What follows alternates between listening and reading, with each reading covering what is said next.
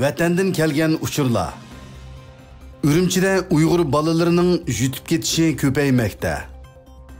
2021-yili 10-oyning 10-kuni Uyg'ur axborot markaziga kelgan uchurda bildirilishicha, Ürümchi shahrining Davan qatorliq Uyg'urlar ko'proq o'ltiraqlashgan joylarida Uyg'ur bolalarining yo'qolib ketish ahvoli ko'paygan.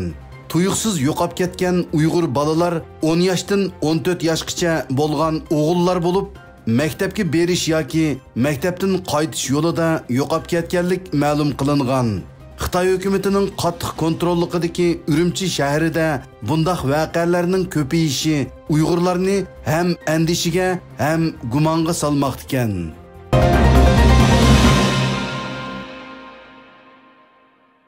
Yevropadagi va Turkiyadagi Uyg'urlarning ovozini yangratmoqda. O'z xabarimiz. Xitoy jazo lagerlariga solgan o'nlagan Uyg'urning Turkiyada yashayotgan yaqinlari Turk xalqining Uyg'urlarni qo'llashini qo'lga keltirish, tuqqanlarining qo'yib berilishiga yordam izlash niyatida sentabr oyining 5-da Anadolu safarini boshlagan bo'lib, Madina, Mirzahmat, Javlon qatorliq 10 ga yaqin faoliyatchi Uyg'ur bu safarni boshlagan. Mazkur faoliyatchilar safar jarayonida Turkiyani noyi degudek kezib, ko'chalarda, maydonlarda Uyg'urning dardini Turk xalqiga anglatmoqda. Turkiyadagi ba'zi yerlik televiziya kanallari bu safardan xabar berish orqali Turk xalqiga bu haqda uchur bermoqda.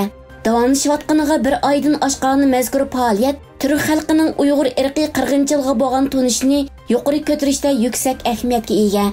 21-sentabr Gollandiyaning poytaxti Amsterdam Dam maydonidan boshlanib, 1-oktyabr Belgiya poytaxti Bryusseldagi Yevropa parlamenti oldida oxirlashgan 11 kishi bilan boshlangan Yevropa xalqining va hukumatlarining Uyg'ur irqiy qirg'inchiligiga bo'lgan sezgirligini oshirish va Uyg'urlarni amaliy ravishda qo'llashni qo'lga keltirishni nishon qilgan bu yurishning umumiy masofasi 300 kilometr bo'lib, jami 10 kun davomlashgan.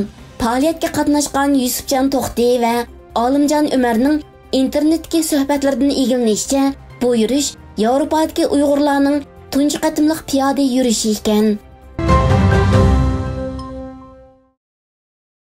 Amerika Cumhuriyetçiler Partiyasi Biden hukumatiga chaqiriq qildi. Amerika Fox xabarlar to'rining 3-oktyabrdagi xabarga qaraganda, Amerika Cumhuriyetçiler Partiyasidan 3 parlament a'zosi Amerikadagi klimat masalasiga mas'ul 4 organga Xitoy Kommunist Partiyasi bilan aloqa o'rnatganlik mumkinchiligidan ogohlantirib maktub yozdi. Maktubda yana Amerika hukumatining Xitoyning Hong Kongdagi bostirishiga Uyg'ur irqiy qirg'inchiligiga nisbatan quloq yopirib turib bilan cheklanib qolmay, navbatdagi hukumatning yana Xitoyning Amerikaga keltirayotgan iqtisodiy va davlat bexatarlik tahdidiga sal qarayotganligi tilga olindi. Yevropa ittifoqi rahbarlari Xitoy bilan Amerikaga qanday taqobil turishni maslahatlanish uchun yig'ildi. Fransiya 24 xabarlar kanalining 5-oktyabrdagi xabardan ma'lum bo'lishicha, Yevropa ittifoqi rahbarlari maxsus yig'in chaqirib, Yevropaning dunyodagi o'rni to'g'risida hamda Xitoy bilan Amerikadan iborat ikki darajadan tashqari kuchga qanday taqobil turish to'g'risida muhokama o'tkazgan. Amerika elektronlik mahsulotlari shirkati Xitoy hukumati bilan hamkorlashib, Uyg'urlarni majburiy ishchilikka solgan.